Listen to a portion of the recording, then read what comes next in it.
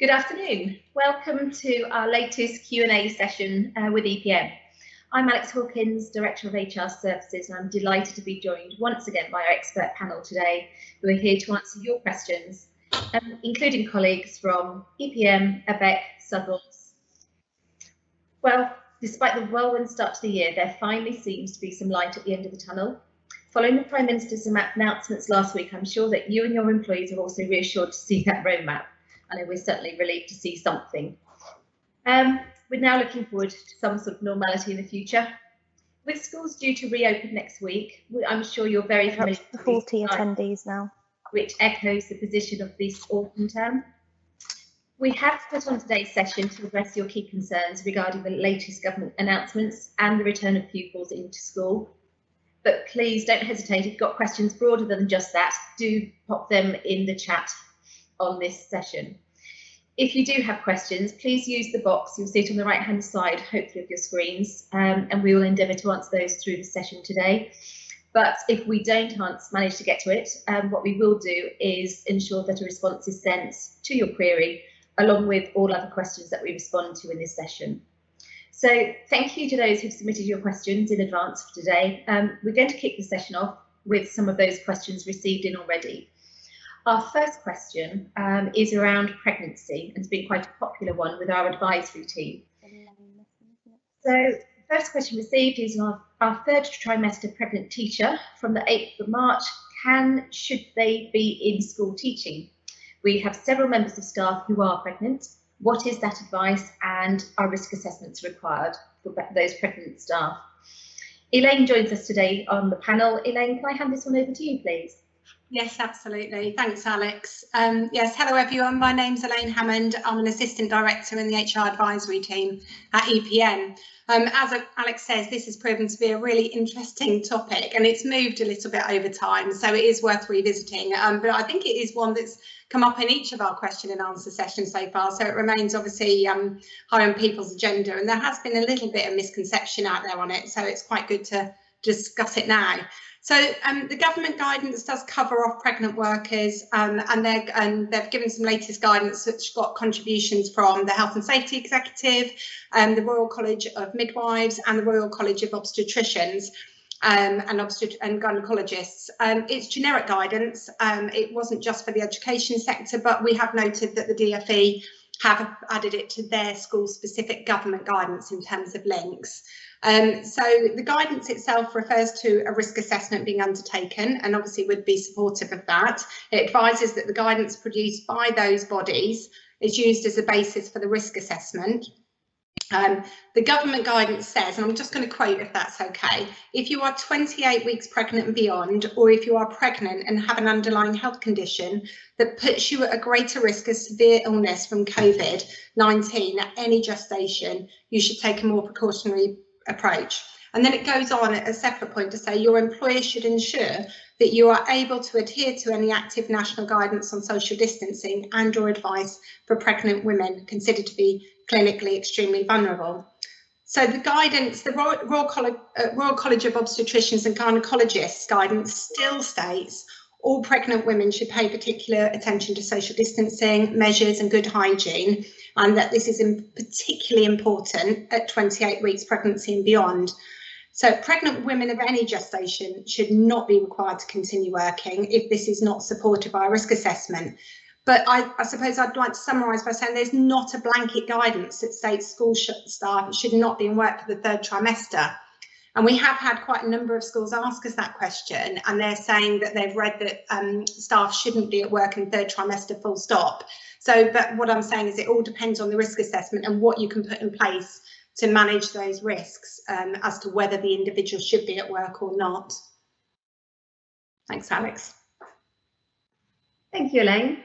Our next question we've actually received a number of questions very similar to this one. I won't read them all out, however, but one of the questions received asks, some staff have received a letter advising them that they should shield due to medical conditions. It does not say that they must shield. Where do we stand on this if they would like to come into school to work? Pam, can I hand this over to you, please? Yes, of course. Hi everyone, I'm Pam Mee and I'm a Senior HR Partner at Avec. So in relation to this question, the official position as it stands is that the clinically extremely vulnerable employees that are both have been advised that they shouldn't attend work. However, the shielding guidance is reviewed regularly, so we just need to keep an eye out on that. But we do know currently it is extended until the 31st of March. And the current guidance, which is informed by Public Health England, advises that CV individuals should continue to shield even after they've been vaccinated. So it doesn't matter that somebody may have been vaccinated. What we're saying is they continue to need to be shield. And then it goes on to say, although there is possibility that this may change in the future as there's further data available about the effects of the vaccine. So it's one that will continuously change. So some schools have asked whether a CEV member of staff can attend school if they wish to do so, because we have had quite a number of clinically extremely vulnerable people who have actually said they would prefer to be at work and in the school environment. So the first step that we would advise you to do is to contact your insurers. Because first of all, before doing anything else, we need to know if the insurers will actually cover your insurance to allow such individuals to return. If your insurers say yes, that's fine. What we would expect you to do, the next step would be for the employee to provide a letter from the GP or a consultant, just supporting their return to work. So we're just covering off that the individual has not just decided themselves, that they have gained further confirmation from a medical professional that they are able to return. And then finally, just to close that loop off, the next thing we'd suggest that you do, which you probably already have in place anyway, is an individual risk assessment for the employee before they return to work. So just meeting with them and going through what that individual risk assessment will look like. And then just to confirm that obviously the government guidance that we're referring to is that it's guidance, it's not law. And as such, we know that a number of schools are receiving requests from CV staff to actually make that return to work. So from a practical perspective, we do advise that you make regular contact with people within the clinically extremely vulnerable group. And if you haven't done so, which I'm sure you all have, but if you haven't, then use the reopening of schools as that first point to just start touching base with them again. And then, you know, back to what we said, if that member of staff wants to return to work, then satisfy yourselves with the steps that I've just mentioned before.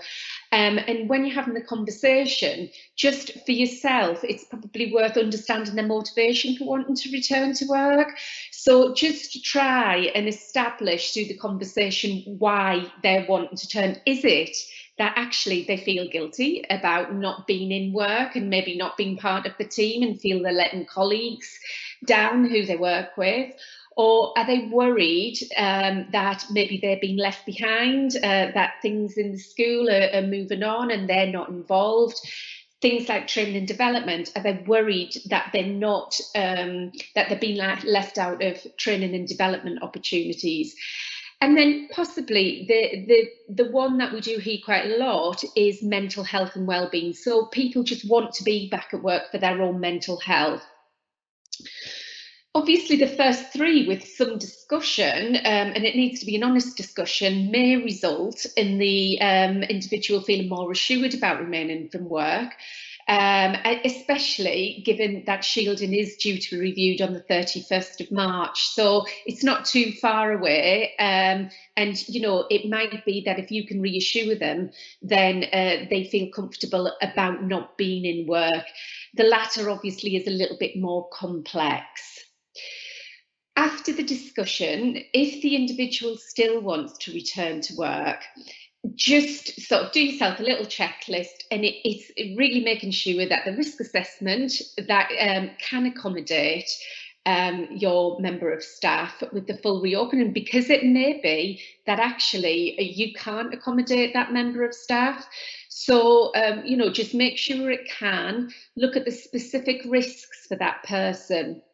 So, for instance, if the individual is returning to a secondary school, does their underlying condition prevent them from wearing a face covering?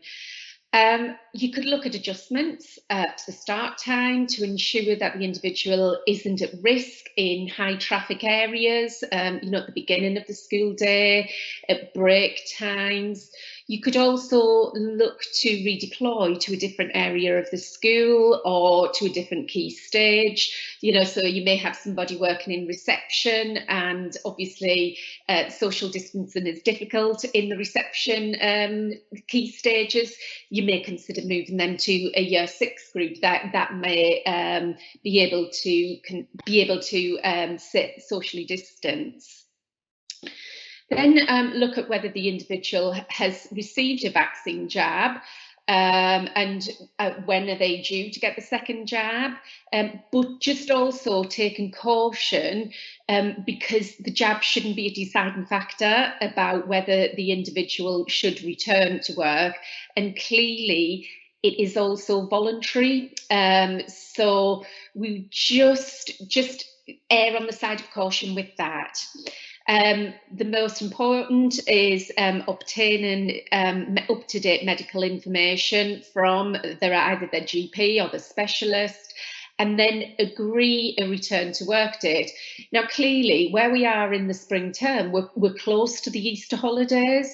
So if possible, it may be worth considering and agreeing a return after the Easter holidays. Then finally, what we'd say is, just so that everything is absolutely clear, just make sure you document everything and explain that there's no pressure has been applied for the individual to return to work. This is purely at their request, and make sure you share that information with the individual. Okay, thanks, Alex. Thanks ever so much, Pam, for that full response. Next question, received 2 in a similar area, and we'll cover them both off at the same time. The first one received is how best to support CEV who don't want to return, even though they've been vaccinated, and how should we approach long-term sickness and return to work if anxiety is presented around returning to schools face-to-face. Elaine, can I hand this one over to you, please? Yes, I can pick that one up. So we've flitted from obviously from Pam talking about people who want to return to work where there's some concerns about their health, and we've now got individuals who are not necessarily, well, some might be CEV, and then there's others who are more anxious about a situation. So going to the first one, how best to support CEV staff who don't want to return to work. Well, in that one, I'd be saying the government guidance is quite clear on that. They say for CEV employees, even if you've had both doses of the vaccine, you should continue to follow the shielding advice until further notice. And they say, as we continue to assess the impact of vaccination amongst all groups. So we've heard that time and time again from the ministers on TV, etc. So it's not a case of you've got your vaccination, let's come back to work at the moment. We know that shielding, as we've talked about earlier in this session, goes on till 31st of March. Okay, those employed under the Green Book for support staff and Burgundy Book for teachers will be entitled to their contractual pay, and statutory sick pay applies as well. So I think, as you say, in terms of CEV who don't want to return, even though they've been vaccinated, up to the 31st of March while that shielding stands and the government guidance is they don't come back to work, I'd strongly advise that you're not seeking to return those staff. The other question you've just covered there is in terms of the long-term sickness return to work, and particularly about the anxiety about returning to work. And we are hearing this time and time again, not necessarily CEV staff, but staff have got lots of reasons they're anxious about returning to work. And you know, it's not a quick one really in terms of overcoming that anxiety. And I'm going to talk a little bit like Pam did in terms of communicating with the employees, supporting them back to work. So as I say, for those that are anxious about returning to work due to anxiety, but are not considered to be CEV, so that's quite important, I'd start by saying that it's part of their employment contract. There's an implied term for them to be there, follow reasonable instructions and attend work. However, we are aware that some employees are refusing to attend work because they've got concerns over coronavirus risks, whether they're vaccinated or not. So in ordinary circumstances, forget COVID at the moment if you can, refusal to attend work would be considered a conduct matter dealt with under your disciplinary policy unless there's good reason. We'd advise you, but in this situation, we're going to be wary of advising you of that as immediate course of action. Because you need to protect yourself from unfair dismissal claims. We're not in usual situations, and where an individual can argue they've suffered a detriment, where they believe there's a danger of returning to work and it's serious and it's imminent, and their belief cannot reasonably be averted, or if they took appropriate steps to protect themselves from this danger. So ultimately, what we're saying there is the individual may have a very good reason. They may feel that there is a serious risk of them returning to work. So you need to tread carefully because they are protected in law in some of those situations. So the employee's view in these situations is subjective, and a tribunal, employment tribunal test could focus on their perspective. So we would advise in these situations that as an employer, you take steps to make staff feel as safe as you possibly can. It's nothing new. It's what you've been doing for quite a few months anyway about supporting them in the workplace. You know, maybe to provide facilities to work from home if that's at all possible, not always for school-based staff, carry out regular risk assessments where you've sought to respond to their concerns or other staff concerns, alter practices, provision of adequate PPE. So it's all the things we've been talking about for a long time. But having a chat about them in a lot of instances does alleviate the anxiety because people can see you're making a real effort to make sure that they're safe in the workplace and that it could have a really, obviously a positive impact. So we advise that you proactively speak to those members of staff, fully understand their concerns, work with them to reassure where possible, make adjustments. It may be that where they've got a higher risk due to a health condition, and they're going to be vaccinated. As I say, the vaccination doesn't mean it will be considered safe for them to return to work, but you're obviously taking that into account. So undoubtedly, you're going to include how you're complying with the government guidance, and you'll really likely want to be able to work with your trade union recognitions in a bid to ensure your team members are feeling safe. We're working in a heavily unionised environment, and we've seen some really great things where employers and trade unions are communicating, and that really does help the staff to feel that the best interest they're interested in taken into account.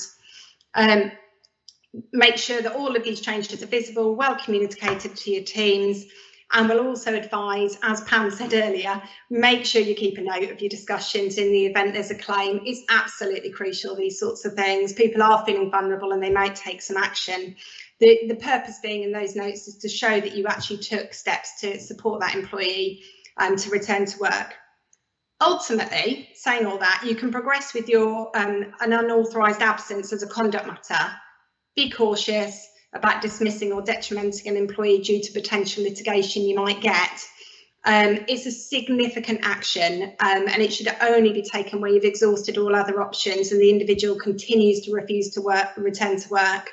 But ultimately, it's something that you might have to follow. Clearly, the aim is for you as an employer to find a strategy that supports them to come back to work voluntarily. Another linked scenario we've been presented with is where a non-CV employee will not return until they've been vaccinated. Now, in that situation, they're not shielding because they're not CV, but you may want to agree with the employee for a period of unpaid leave pending the vaccination if you can't alleviate their concerns. So clearly this will be an operational matter for you to consider case by case.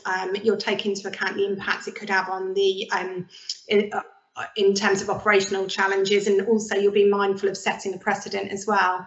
So there's lots to consider, and I'm sorry that's a really long answer to quite a quick question, but hopefully it helps. Thanks, Alex. Thanks, Elaine. That was lengthy but really helpful. A question that we've had come in today from somebody attending is, please could you provide clarification around 52-week staff, so support staff that is, who have been on furlough and the new guidance stating that they can carry any remaining holiday across 2 years. Matt, would you mind picking that question up, please? Sure, no worries. Thank you, Alex. Good afternoon, everyone. I'm Matt Lewis. I'm the Assistant Director of Payroll at EPM. Thank you very much for this question. So what we would say is, although there's the relaxation around the Working Time Directive for holiday carryover across 2 years, they're not specifically linking this to furlough at the moment. So what we need to be mindful of is, obviously, as an employer, you are continuing to encourage your staff members to take their holiday as they normally would. However, this carryover is there as a provision if the annual leave cannot be taken for any business critical reasons in the current holiday year. However, there's nothing currently linking the relaxation of the Working Time Directive arrangement to furlough. That's great. Thanks ever so much for that, Matt. Moving on now, it's a similar question that we have sort of covered off a little bit already, I think, in Elaine's answer, but we will pick it up. And I think, Richard, if you would mind answering this question. If a teacher feels that they have an underlying health condition, but their GP has not deemed it necessary for a shielding letter, what would happen if they opt to stay at home until after they've received their COVID-19 vaccination? Richard, thanks. Yeah. Thank you, Alex. And yeah, I'll follow on from what Elaine was saying to a large extent, because we have sort of covered some of the points here. So, but the difference here is that somebody's saying they've got a medical condition that causes them to have their concerns. Well, to me, this is a case, therefore, of what actually is the employee saying? Are they saying that they are unfit to attend work at all, so that their medical condition actually makes them unfit to attend work? Well, if that's the case, they ought to be getting the medical certificate. If they're saying that it's their mental health issue, that it's anxiety that is stopping them from attending work to such an extent that it precludes them from attending work, again, medically certificate. But if what it really is a reluctance to attend work due to the fact that they have a concern about their medical background conditions, but the GP or the guidance is not said to shield, then I think we go back to the sort of conversations Elaine was describing, where we talk to the employee, get to understand their concerns, explain to them all the measures we've taken to make the workplace COVID secure, that we've got proper risk assessments in place, we've got all the PPE that's required, we've got proper social distancing and proper structures in place to avoid and mitigate risk. And if at the end of all of that, the employee will attend work, because they may well do once they're reassured, all in good. If they still won't attend work, then we're back into that question of, well, what do we do? Do we agree a period of unpaid leave, or do we have to go down a route of sanctions, capability, disciplinary type processes with all the attendant risks that Elaine was mentioning, but where ultimately the employee can't refuse to attend without there being some consequence if there's no justification for them to take that stance. Thank you, Richard. Thanks for that clarification. Okay, our next question is in relation to PPE in junior settings. Caroline, I expect this is going to be one for you to pick up, and I'll just read out the question first. With regard to the provision of PPE in junior settings, advice has been that face masks offer limited protection and could in fact cause an increase in transmission as colleagues are touching their faces more when taking masks on and off.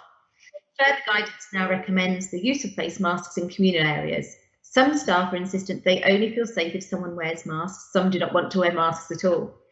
However, the schools approach this so everyone feels they are being kept safe and their concerns addressed. If made compulsory, is there an expectation that staff provide their own masks or that the schools provide them? Are you okay to pick up?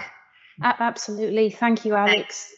This is a great question and very pertinent, obviously, because we're facing going back to school from Monday for most teachers. And first thing to say is that since October half term, the guidance has placed an emphasis on the wearing of face coverings within education.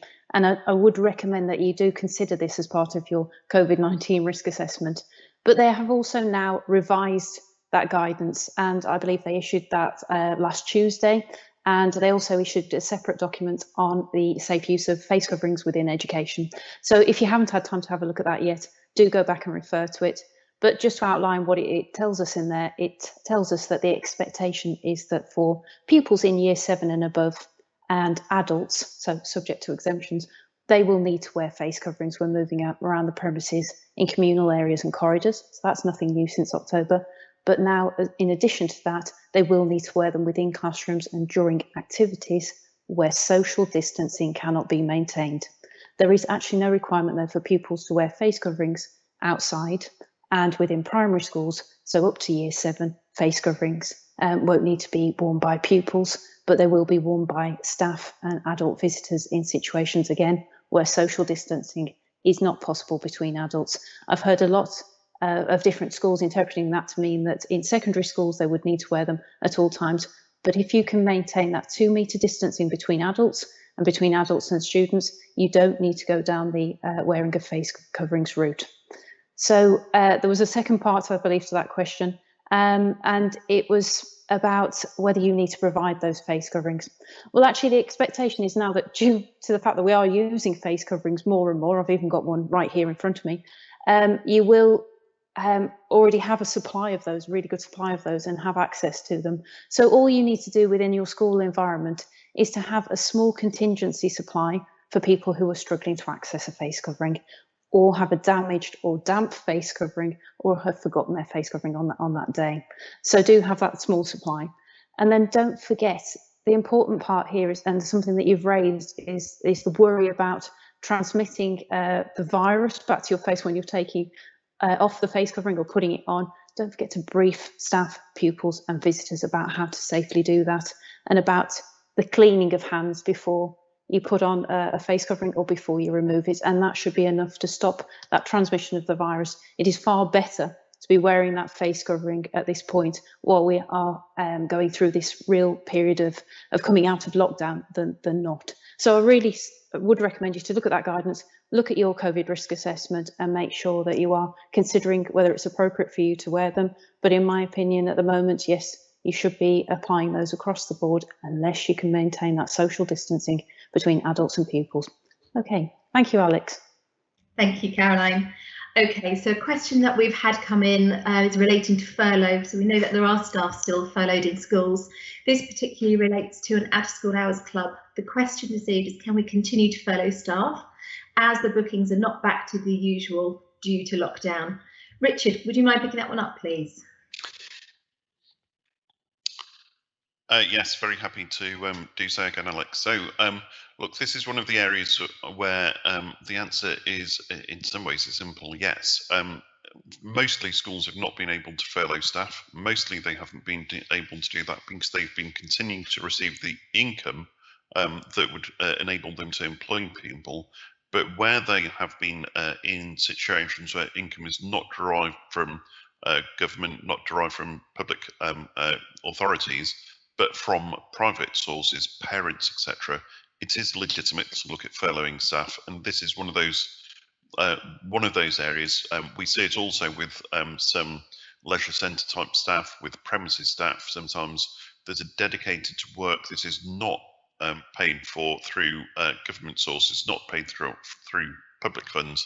That yes, you can still furlough staff by going through the normal process, making an agreement with the employee, making sure it's been put in writing, keeping a record of it, and ensuring you're furloughing them in proportion to the time that they work in those areas. So it would be illegitimate, for example, to say, we have somebody who works in a breakfast club, after school club, they also have a role as a teaching assistant or a midday supervisor, we're going to furlough them from everything because some of the work is not available.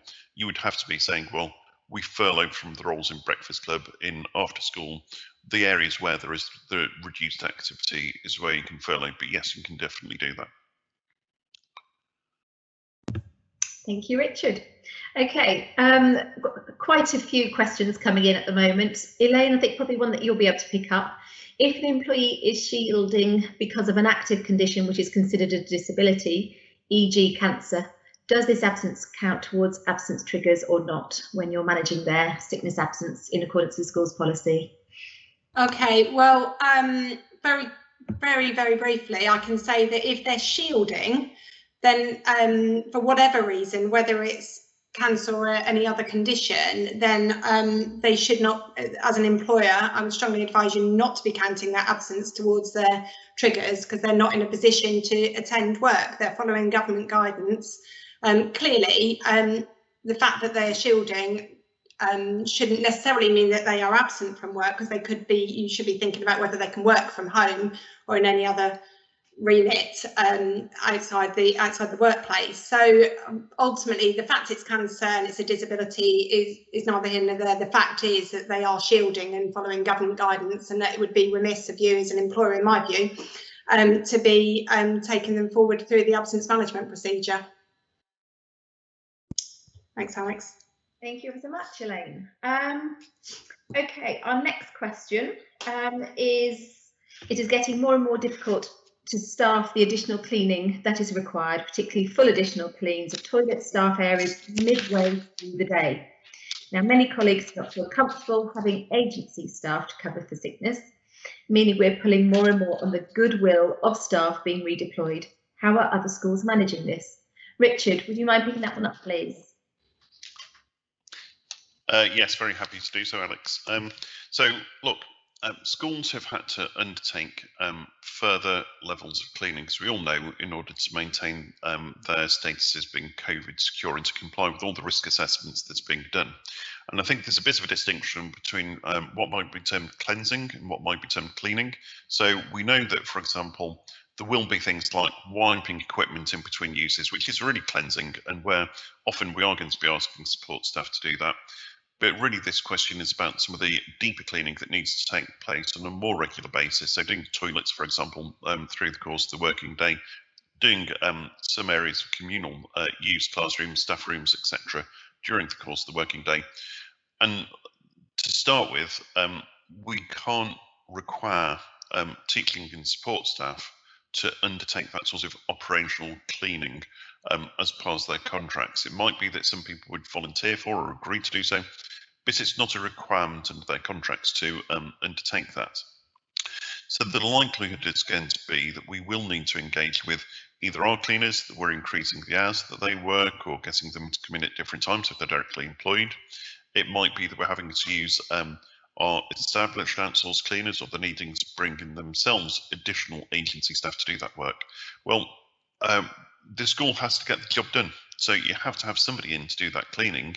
And it may well be that you are going to be using people who fall into those categories of outsourced staff, agency staff. And I think the key here in dealing with that is firstly to ensure that you've got the appropriate protocols in place. So if you do have the right risk assessments, you have got the right control measures, you have got the right PPE, you've got the right sanitisation measures in place, the people in question have been afforded the proper training, for example, to undertake that work. That's an appropriate way for the school to deal with their requirement to deliver cleaning.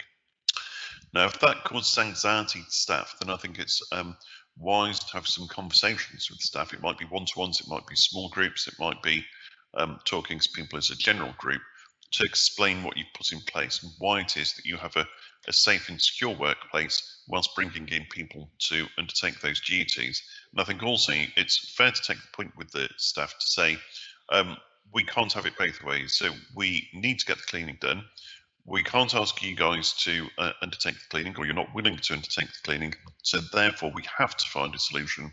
And this is the best solution that we have available to us, and therefore to apply that as your practice. So I think it's about reassurance as much as anything to the other members of staff. And the reassurance comes from having done all that groundwork in terms of your risk assessments and your protective and control measures, having those in place so that you can clearly communicate them to staff and provide that reassurance.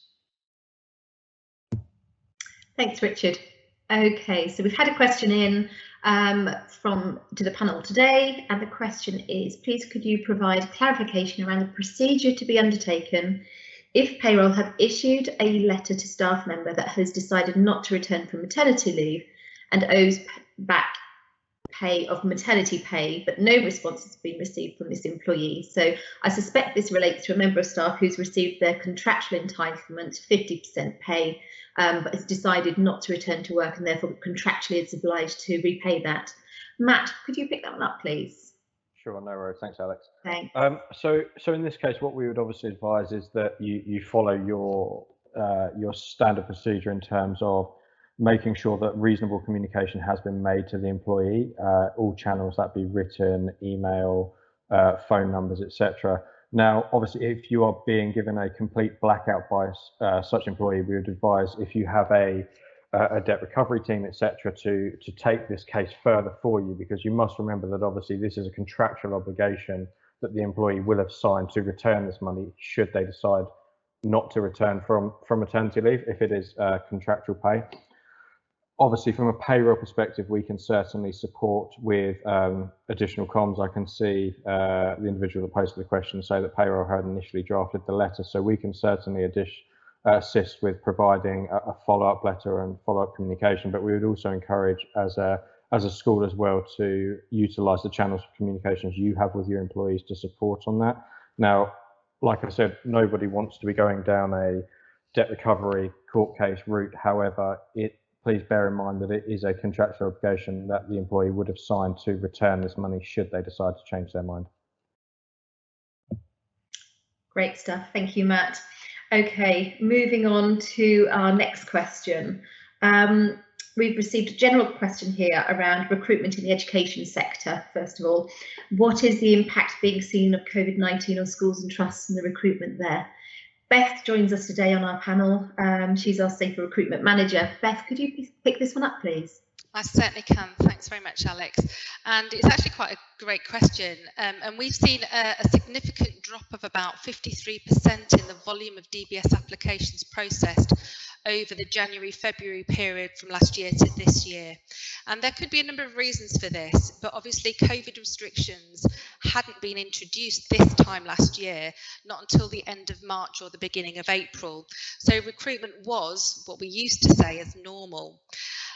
Since lockdown restrictions were imposed, it's very likely that staff who might have left chose to stay for fear of not having a job to go to.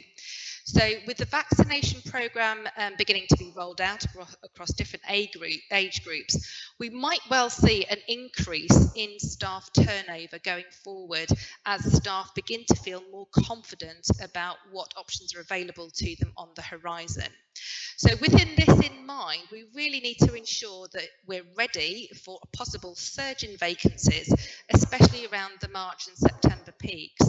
And it's also worth noting that obviously due to COVID, we've seen an absolutely significant decrease in volunteer applications as well, of around 79% decrease. And obviously that is because volunteers are very much more, they don't need to come into school because of COVID.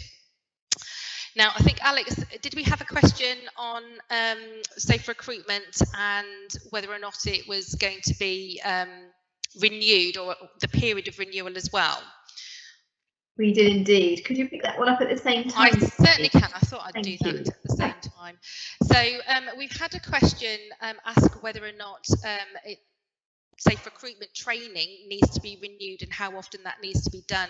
Now, this requirement was actually removed a wee while ago, but it is a very good time of year to think of, have you got the necessary people on your recruitment panel in order to do effective recruitment?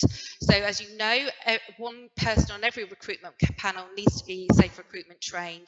So with the potential turnover of staff that we might get to see, now is a very good time to be able to think about, have you got that capacity in your recruitment panel? So there is no requirement in time in order to do retraining or refreshers, but we would strongly advise, if there has been significant legislation change, which there has been recently with the introduction of the changes to filtering rules, that those on the recruitment panels are aware of those changes so that they can ensure that the application process and the application forms and the criminal declarations are being used correctly, and they're the up-to-date versions of them. So if they haven't had any refreshers, it might be a good idea for them just to be able to pick up on refreshing training, or depending on when they last were on a recruitment panel, it might be a good idea for them to attend the full-on face-to-face, albeit virtually, training as we're delivering now. So I hope that answers that, Alex. Thank you. It does indeed. Many thanks, Beth. Okay, so a question the panel have received today is, we have a teacher that was due to return from maternity leave the week before the end of term. However, she has got caught up in a new shielding list because she has gestational diabetes. She's tried to talk to her GP, but they don't want to discuss it. The teacher is keen to return, as it will give her a week back in school before the start of the new term in April. Can she ignore the shielding letter and return? Pam, would you mind picking that one up, please? Yes, of course, Alex. There seems to have been a surge actually in shielding letters in the last couple of weeks, and we have noticed quite a few coming in, especially in relation to gestational diabetes. We've had a couple of inquiries about that. So it really goes back to what I was talking about earlier in terms of following those processes. So you really do need to speak to your insurance first, because it's highly likely they will not cover you for that individual. So I think that's got to be your first step. Then if the individual can't speak to her GP, the other option, of course, is for you to make a referral to occupational health and try to get some advice from them. They may be able to help and advise what support can be given to the employee to allow her to return to work. And then going back to what I said previously about those risk assessments, putting those in place, and making sure that you're doing everything you can to ensure the safety of your employee. Thanks, Alex. Great, thank you, Pam. Another question we've just received states, from a legal compliance perspective, would the full volunteer pre-employment process need to be carried out for those volunteering to help with increasing testing requirements, especially the DBS checks, as these volunteers would never be unattended? Is a risk assessment enough to cover the volunteer to help facilitate the testing? Beth, I think that's a great one for you to pick up, if you wouldn't mind, please. It is. Thank you very much indeed, Alex. Another great question. So with all volunteer roles, irrespective of whether they're going to be supporting with testing, the minimum requirement that we would advise you to do is an enhanced DBS check without a barred list check. And obviously the volunteer role is a very easy way for a potentially unsuitable person to gain access to children. So with all volunteer roles, you follow a very much more streamlined approach that you would do for employing employees. So have a face-to-face meeting with them, make sure they understand their the values and ethics or the motivations for wanting to work with children, and are they able to demonstrate the behaviours that you would want to be able to allow them to work with children. With everything, a risk assessment seems to be the way to go. So we do want to make sure if they are being supervised, that the volunteer knows that there's going to be supervision in place. Obviously, those that are supervising need to know that they are supervising the volunteer, and you need to be clearly identifiable. So what type of check has this volunteer had? And very many schools operate a lanyard system. So green, I've had my enhanced DBS check with my barred list check. I can be around the school without being supervised. And if I've had the minimum check with it, which is an enhanced DBS check, but without a barred list check, a red lanyard is there. So to the wider workforce, people can actually see, the lady or the gentleman that is wandering around with a red lanyard should be supervised. Why isn't supervision there? So I think that should help facilitate a response to be able for that particular question. Thank you ever so much, Beth. Okay, a further question we've received this afternoon asks, what if they have, so this relates further to Beth's question and her answer on safer recruitment. What if they have never shielded before, they were not aware they were CEV, received the letter last week and a date for their vaccination? The letter states, we ask that you shield. It does not state that they must. It is a very strangely worded letter. Where do we stand on this? Richard, would you mind picking that one up, please? Yeah, very happily, Alex. So the fact that they haven't received a letter before, well, we were hearing from Pam a few minutes ago, weren't we, that there's been a bit of a flurry in terms of some letters coming out to people. So that of itself I wouldn't say is particularly unusual. We do think that the wording of this letter is slightly odd, because normally it's couched in more mandatory terms, like you should, you must shield, rather than this sort of very advisory level that this letter seems to be. So I think our start point would be to say to the employee, well, look, okay, you've had this letter, would you mind sharing it with us so we can see it and understand what it's telling you, and therefore indirectly telling us. And if the letter says, and there's no reason not to believe it, that the employee should shield, then that's probably the stance that we need to take, and we probably ought to, in those circumstances, be treating them as essentially CEV. And in consequence, therefore, they ought not to be attending work unless they want to, and we go through the sort of process again that Pam was describing, where somebody wants to ignore that guidance in that letter of seeking insurer support, etc. But if the employee is saying, I've been told to shield, I don't want to attend work in consequence, and therefore I'm not going to, I think we'd be in a really difficult position unless we could prove that that letter was inaccurate or not genuine to take any action against the employee. Of course, it might be possible to go to the originator of the letter and seek clarification and say, this seems to be slightly ambiguous, just so that we understand exactly what's being said. Is it that the employee is being treated as CEV and that they must shield, or is there some other status that you're advised? That'd be the gist of it. Accept what the employee is saying, see the letter, challenge it, possibly with the writer of the letter if appropriate, but unless we could demonstrate that the employee is not CEV, or that the letter is fake, or that there's something else odd about it, I think we have to treat them as CEV with all that that entails from the previous conversations we've had today. That's great. Thanks ever so much, Richard. Okay, one here that's come in, probably for Caroline. I think you'd be best placed to answer this one.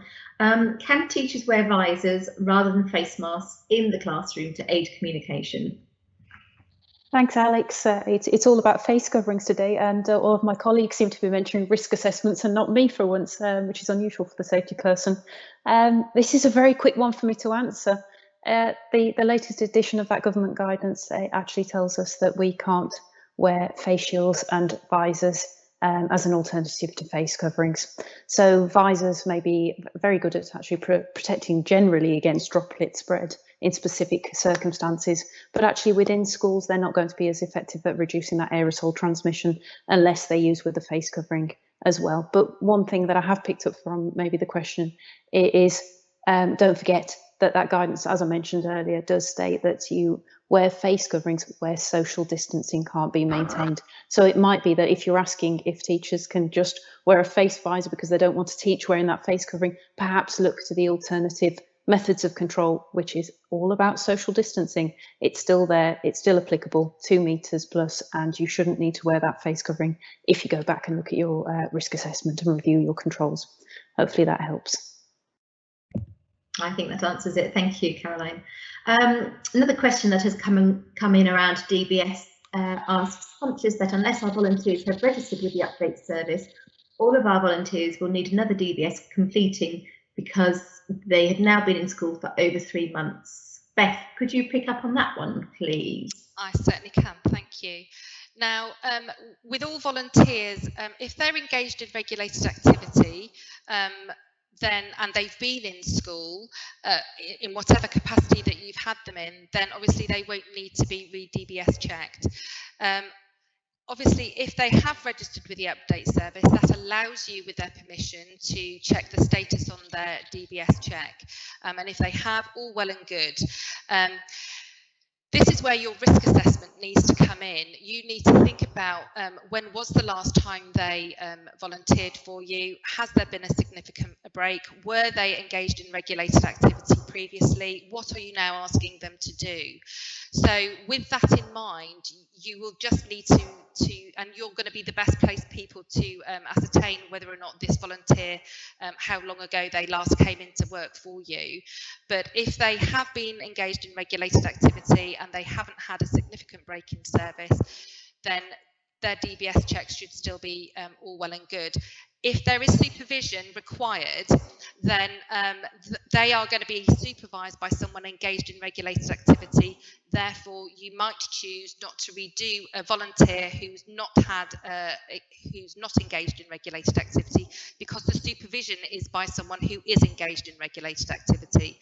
So you need to think hard and fast about how you're going to use your volunteers. Are you going to ask them to be in regulated activity or not? If you're going to put supervision in place, then that person is engaged in regulated activity, therefore then they are going to be supported by that person supervising them.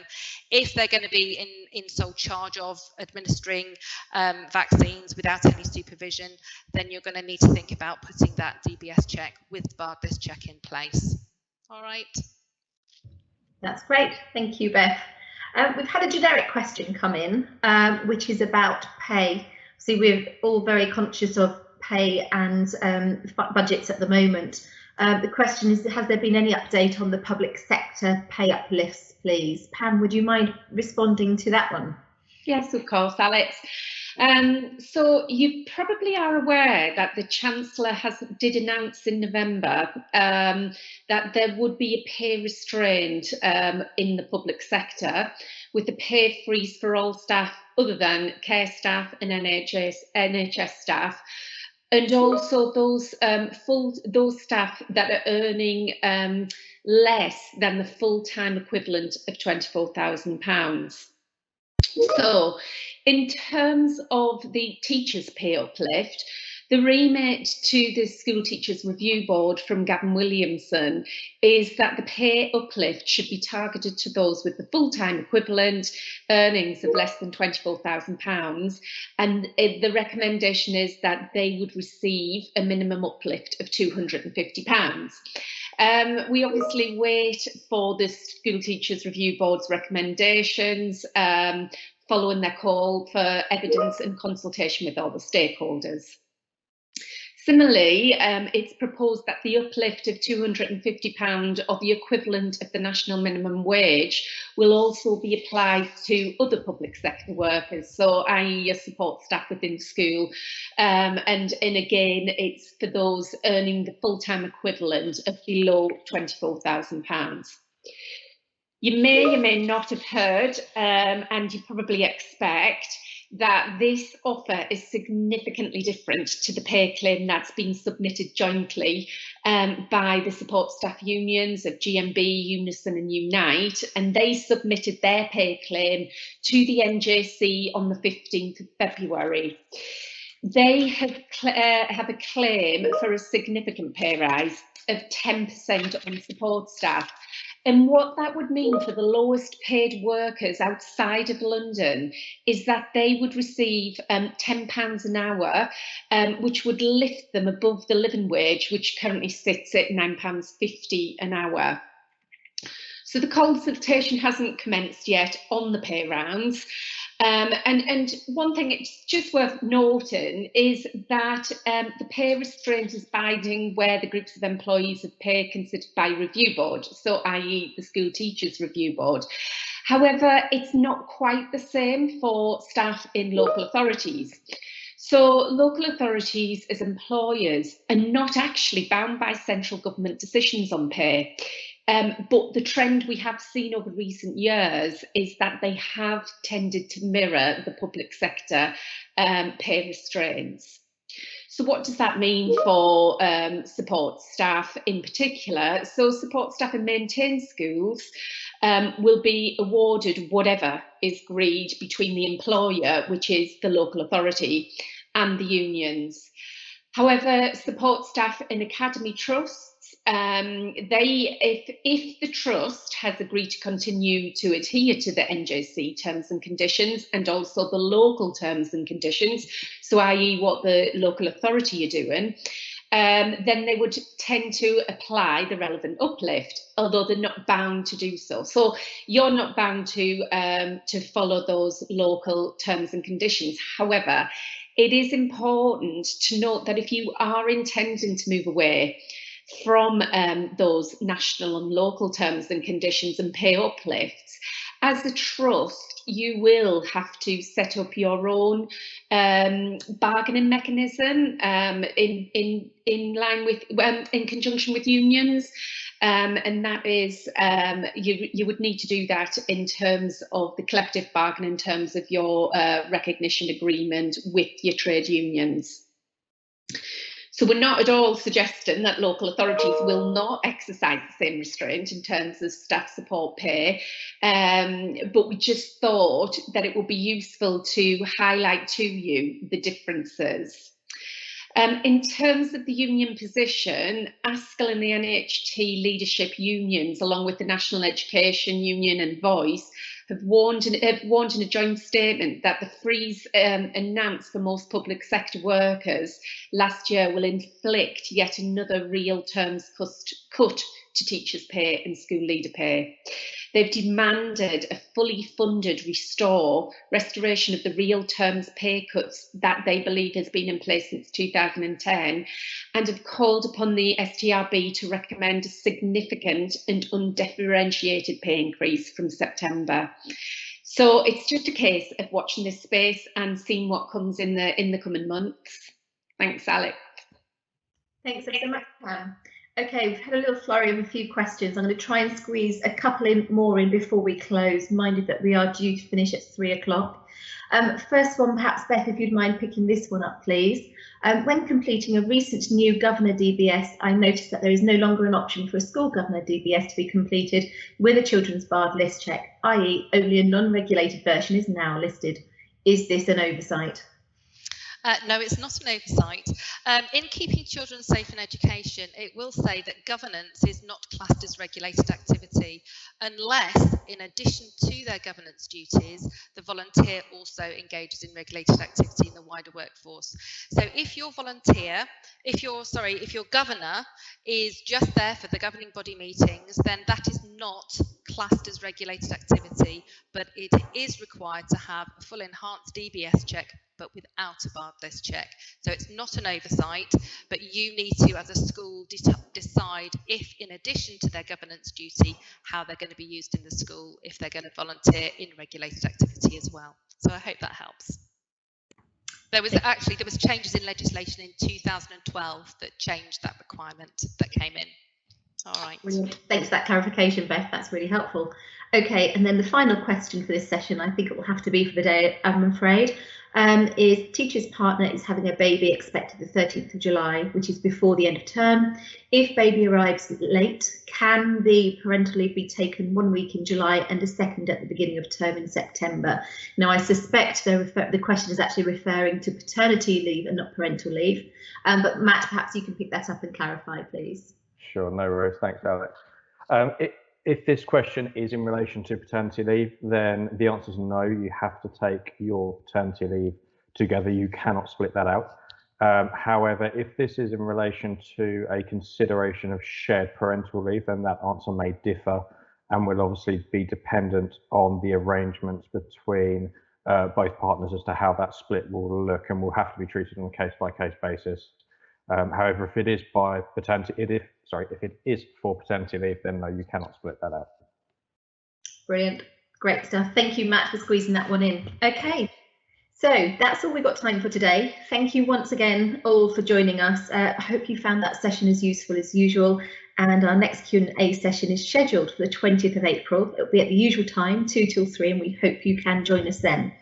It would also be really grateful if you could fill in our very short questionnaire, which we've linked to in the chat function on this call. So, and all feedback is grateful in terms of questions you'd like to see in the future, areas to focus, length of the session, timing of it, etc. Remember, if you are a customer, you can also find a copy of the recording on the EPM website under the webinar tab in the members section. So, for now, thank you for joining us, and please do get in contact with us if there's any help that we can give you to you. The advisory team are there to support, as are all our colleagues at EPM. Look forward to speaking to you soon. Take care.